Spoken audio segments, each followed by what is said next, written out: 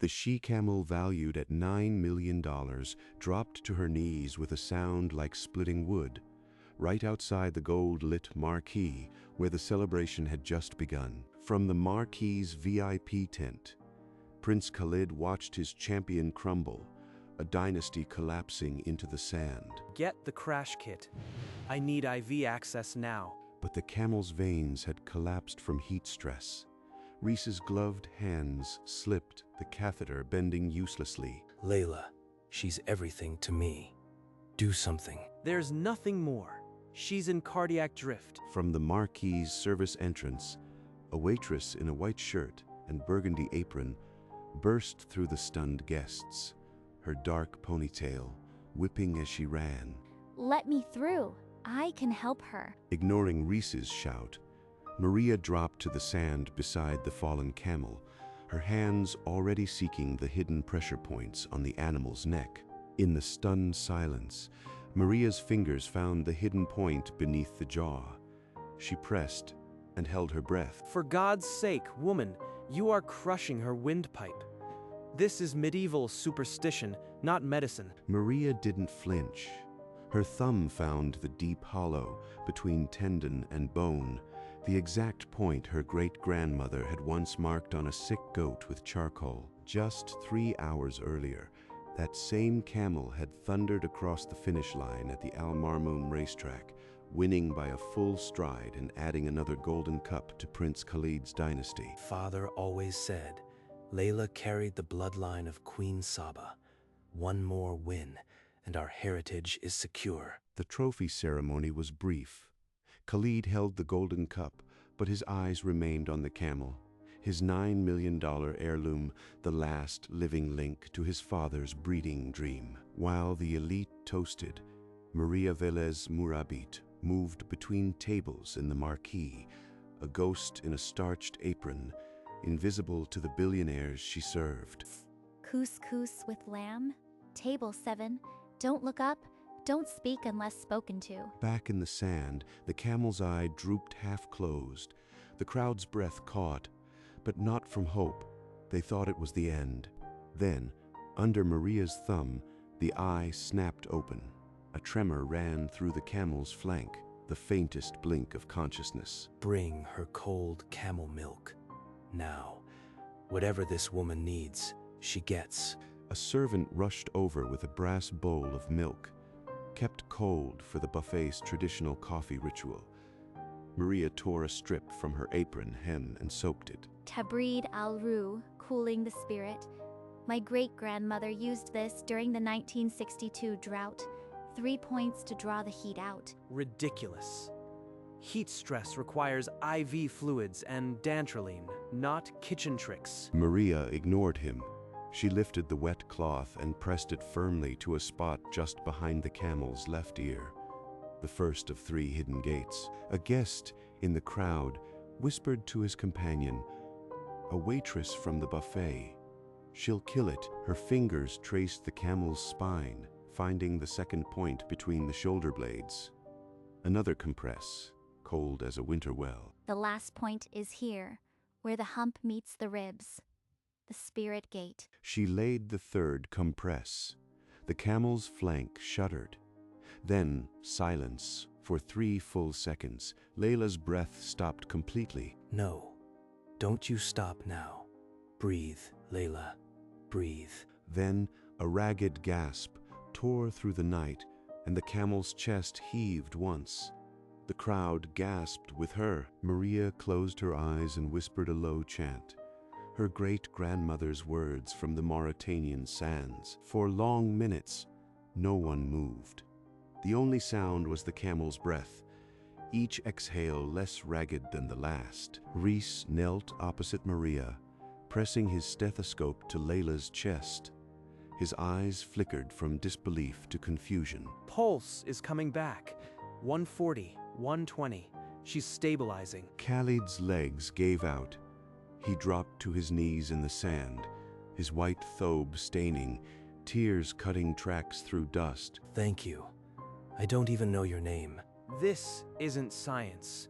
Whatever you did worked, but I can't explain it, and you shouldn't have interfered. Her name is Layla. She carries the blood of the desert. She only needed to be reminded. The crowd parted as servants rushed to cover Layla with cooling sheets. The crisis was over, but the questions had just begun. Khalid watched the waitress who had saved his heirloom. A deeper question burned behind his eyes. Who was she really? At the marquee's side stand, Maria scrubbed the sand and camel milk from her hands. Khalid approached, his shadow cutting the yellow light. Your name. I owe you more than thanks, a debt that cannot be paid. Maria Velas Murabid. But tonight, I am just a server. A server doesn't know pressure points from a 60-year-old drought. How did you learn that? My great-grandmother was a healer in Mauritania. She saved our herd with the same technique. I only remembered. I need to understand more. Come to my compound tomorrow. We'll talk without an audience. He isn't just grateful, he's hunting for something. As the gala dissolved around them, Maria's co-workers stared. She had saved a prince's camel, and now the prince wanted more. Later, in the staff changing room, Maria sat alone with her phone. A photo she had never shown anyone glowed on the screen. She tucked it away and whispered to herself, "Not yet, not unless I have no choice." The next morning, Maria walked into Prince Khalid's tent study, carpets, carved screens, the scent of oud, and felt every inch the waitress who didn't belong. Please, sit. I need to know everything about the woman who taught you Tabrid al-Ru. Her name was Amina. In 1962, the wells dried up near Chingeti. The whole herd was collapsing from heat. She saved them with 3 cold points. 1962. My grandfather wrote about a drought that year. He mentioned a Bedouin healer who used cold compresses on pressure points. I only heard stories. My father didn't like talking about the old country. That healer saved his prize camel, and he wrote the method into a private journal. A journal that was stolen from our caravan weeks later. Maria's jaw tightened. The journal he described, with its falcon emblem, existed. She had proof on the phone in her pocket. You are hiding something. Please, if you know where that journal is, tell me. I can't. Not yet. The silence between them stretched like a wound. Khalid knew now. She held the key to his grandfather's lost legacy. There was a book. A leather journal my great-grandmother used for healing, but I only heard stories. My father never let me touch it. What did it look like? Tell me. Was there an emblem on the cover? A falcon on the leather. Arabic script in fading ink. That's what my father described. The descriptions aligned like a map. Khalid's grandfather had sketched that same falcon in his memoirs, the Al-Qasimi crest. Before Khalid could press further, a commotion erupted at the tent entrance. Dr. Reese shoved past a servant, his face crimson with fury. Your Highness, I must speak with you. This woman's methods are dangerous unorthodoxy. She could cost you your entire breeding program. Dr. Reese, you forget yourself. She saved Layla when you could not. Luck. Folklore. I have filed a formal complaint with the veterinary board. They will bar her from any camel stable in the Emirates. If they ban me now, the journal stays hidden forever. I am trapped between his truth and my silence. The tent became a courtroom with no judge. Between a prince's hunger for truth and a doctor's demand for order, Maria's secret turned into a liability. Leave us, doctor. Your complaint will be heard, but not in this tent, and not today. Reese backed out, his face a mask of professional fury. The tent fell silent, the weight of the interrupted moment hanging in the air. My grandfather believed that journal held the key to a camel healing lineage that predates our clan. Losing it broke our family's link to the past. If your Amina used it, she may have been more than a healer. She could be of our blood, a lost branch of Al-Qasimi. Maria's face drained of color. Her father's whispered warnings about their hidden lineage suddenly took on a terrifying new shape. He said we were from a tribe that shattered in the old wars, but he never named it. I can help you trace your ancestry, But you must understand, some in my family would see a claimant from outside as a threat, not a reunion. The weight of his offer pressed on her like a stone. She had spent years hiding. Now revealing the truth could cost her everything. The photo is my proof. But if I show it, there's no going back. For a heartbeat, she considered pulling out her phone. Instead, she whispered a prayer her great-grandmother had taught her, and chose silence a little longer. In her tiny staff room, Maria sat on her thin mattress, the only light coming from the photograph glowing on her phone. Amina, you carried this book across the desert and never let it go. She zoomed on the cover. The falcon crest was identical to the one Khalid had described, the Al-Qasimi emblem. Father's voice echoed, "They will not welcome you. Hide your blood, daughter. Hide it for your life." A heavy knock tore through the silence. The phone clattered onto the bed. A palace messenger thrust a sealed envelope into her hand, a formal summons. The Emirates Veterinary Board required her attendance at a hearing concerning Dr. Reese's complaint of unauthorized treatment. Reese's made good on his threat. Now they'll try to bury me. The photo was her only proof, but showing it would open doors she couldn't close. Maybe the hearing is where the journal finally speaks. Maybe that's the only way. The palace hearing chamber was cold with marble and formality. Prince Khalid sat at the head of a long table, a panel of senior vets flanking him. She pressed dairy onto an overheated animal, blocking its airway. Pure chance it didn't kill. This reckless folklore has no place in modern stables. Miss Velez Murabit, the board has heard the complaint. Have you anything to say before we rule? Maria rose, her simple white shirt and dark skirt a stark contrast to the embroidered robes around her. She didn't tremble. I am not a doctor. I am a woman who remembered her great-grandmother's hands, the same hands that saved our herd during the drought of 1962. She knew 3 points on a camel's body that draw out heat when the sun steals life. I applied that old knowledge on Layla, nothing more. Khalid leaned forward, his knuckles white. The story matched his grandfather's journals too perfectly. Now, Amina, speak through me. She lifted her phone and swiped to the photograph. The room hushed as she turned the screen toward the prince. Khalid's breath stopped. He saw the journal, his family's journal, and the falcon emblem that had haunted his dreams since childhood. Show that image on the main screen. Now. The chamber lights dimmed. Amina materialized on the wall, leather journal pressed to her chest, the falcon crest unmistakable. The Al-Qasimi falcon. Every page my grandfather wrote bore that emblem. A rustle of shock ran through the board members. Reese's mouth opened, but no sound came. What is this supposed to prove? A photograph could be from anywhere. Where did you get this? That journal. My grandfather described it exactly. It was stolen decades ago. It was passed down. My father fled Mauritania with it. When the clan wars scattered our family, he kept it hidden until he died. Reese fell silent, realizing he had aimed his complaint at a woman who carried a prince's lost heritage in her phone. This hearing is no longer about veterinary protocol. The question before us is whether the Al-Qasimi bloodline flows through this woman.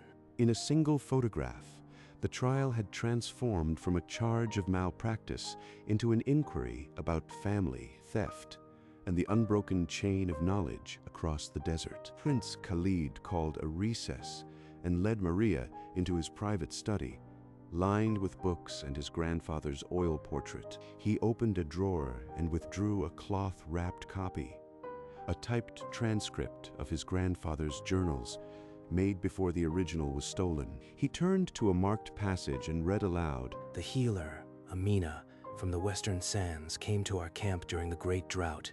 She saved my finest camel with 3 cold points. Maria's hand flew to her mouth. Her body shook as tears spilled down her cheeks. Amina, that was her name, my great-grandmother. Then her blood runs in your veins. We share a branch of the Al-Qasimi tree. The stolen journal wasn't theft, It was a gift, sealing 2 branches of a shattered tribe across the decades. The original journal. Do you have it? Buried with her in Mauritania. The desert holds it still. Amina saved your grandfather during a caravan raid, not with money, but with her hands. He called her the Western Wind and gave her the journal as thanks. The tale Khalid's family had called theft for 60 years was actually a debt of gratitude, sealed in leather and ink. All this time, I believed our legacy was stolen. It was given in honor, and we blamed the wrong story. The rift was never real, only a wound we kept open by forgetting. My father feared the clan wars. He hid our lineage so we wouldn't become targets. But the knowledge stayed alive inside us. The room stilled as Khalid absorbed the truth. The journal had simply returned to the desert, carrying its wisdom forward in the hands of women. If the method survived, it can be taught again, not just here, but to every herder who needs it. We will build something that lasts, a place where old knowledge and new hands meet, where no healer is forgotten. Maria saw the shift in his eyes, the repayment of a debt that had become a mission. Before the night ended, the outline of a school had already taken shape in Khalid's mind, though he hadn't spoken its name aloud.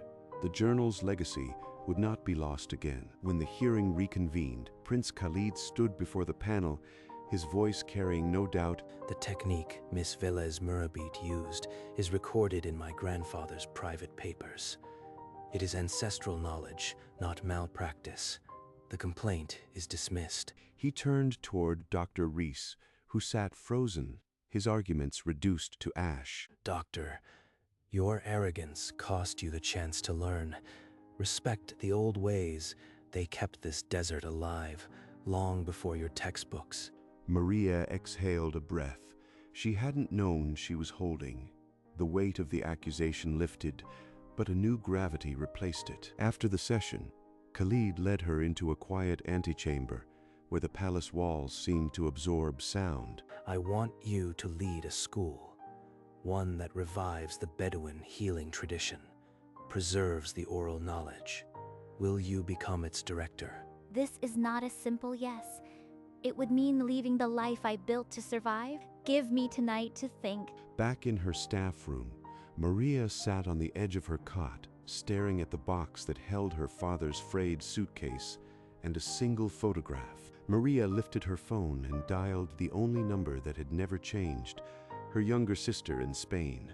The prince wants me to build a school, but it means stepping into a world I've spent years hiding from. A long pause crackled through the speaker. Then her sister's reply came soft but certain. Their father's words echoed through the distance. Our knowledge is a gift, and gifts demand to be shared. He made us promise to hide, but maybe hiding was never the same as forgetting. Amina didn't bury her knowledge. She pressed it into my father's hands. I can press it into the next generation. You're right.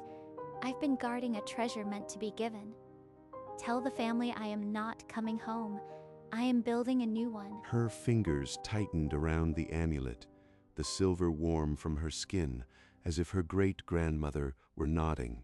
E will carry her name, Amina. By dawn, the waitress who had saved a $9 million camel had made a decision worth far more. She would teach. Maria found Prince Khalid at the royal paddock just as the sun began to throw long amber stripes across the sand. In the enclosure, Layla was nuzzling a feed bucket, fully recovered, her coat gleaming with health. You've come with your answer. Yes, but the school must weave oral tradition with modern science. Elders teaching beside classrooms, apprentices learning on living camels. I won't let Amina's knowledge become a textbook footnote. It must live through hands and voices. Done. The Al-Qasimi heritage will not be frozen on a page. They shook hands under the fading light, a pact sealed between 2 branches of the same ancient tree. From the stable doorway, Dr. Reese watched with an expression that had softened from contempt to something like respect. Maria walked to Layla and rested her cheek against the camel's warm neck, a silent exchange of gratitude. Layla rumbled low in her chest, as if endorsing the promise that would change everything. In the weeks after the handshake, a skeleton of stone and glass rose from the dunes, the Al-Qasimi Camel's heritage school. Maria spent mornings with contractors, afternoons learning budgets, and every night in the echoing classroom, pouring her great-grandmother's knowledge into lesson plans. The Gulf Herald ran a full-page story, The Waitress Who Heard the Desert Speak. Overnight, whispers turned to applause. Amina's name, in print. It's no longer just a story I carry. I was wrong, Miss Velez Murabit. Let me assist part-time. This school needs both worlds, the modern and the ancient. Then let's build where your stethoscope and my grandmother's hands teach side by side. Reese's presence shifted the mood among the staff. If the head vet had recanted, perhaps the old ways deserved a place. The classrooms are ready. The elders have agreed to teach. Opening day is almost here, Director. Amina worked in a tent. Now her 3 cold points will be taught under a real roof. Outside, the brass sign glinted in the morning sun, waiting for the ceremony that would finally seal the journal's return. The opening ceremony filled the courtyard with white robes and camera flashes. Bedouin elders sat alongside diplomats, and Layla stood as a living symbol beside the podium. We gather today because a journal lost to our family returned through the hands of a woman who remembered. The Al-Qasimi bloodline has reunified. I name Maria Velez Murabit as the first director of the Al-Qasimi Camel's heritage school. He opened a glass case and laid inside a replica journal, crafted from the photograph Maria had carried in her phone. A brass plaque beneath read, Amina, healer of the western wind. Tabrid al-Ruh was nearly forgotten, but healing isn't kept in books. It lives in hands and the stories grandmothers whisper. An elder from the back rose, his voice cutting through the applause. He asked, if you are truly of Amina's line, name the poultice for sand colic, the one not written in any Western manual. Crushed senna leaves, a pinch of rock salt, and camel urine aged 3 days. My great-grandmother mixed it in a goat skin. The elder sat. A murmur of assent rippled through the Bedouin row. Maria lifted her eyes to the desert skyline. The waitress had become the director, and the lost journal had found its home. Long after the guests departed, Maria walked the empty hallways alone, her footsteps echoing on new linoleum. She stopped before the glass case and touched its surface, her reflection settling over Amina's photograph like a double exposure. The next morning, her first class huddled around a padded mannequin, 7 students, Bedouin daughters and expatriate teenagers sitting knee to knee. The first point, under the jaw. Feel the hollow when the body panics. This is where you're reminded to trust. A young girl in an embroidered abaya hesitated, then raised her hand. She asked, in our village, only men tend the sick camels. Can a woman really be a healer? Amina was a woman. She saved an entire herd when the wells went dry. The desert never asked her gender. It only asked if she knew. The girl nodded slowly, and from the back, another student began to clap. Soon, the whole room joined in. Maria let the applause wash over her, then picked up the compress and said, now, the second point. By the time the lesson ended, the sun had climbed high outside the windows, and the ancient knowledge was alive in a new generation. Weeks passed. One morning, Prince Khalid's convoy rolled into the school courtyard, dust trailing behind his 4x4. He stepped out carrying a leather satchel as if it contained the heart of the desert itself. Maria, I went to Chinguetti.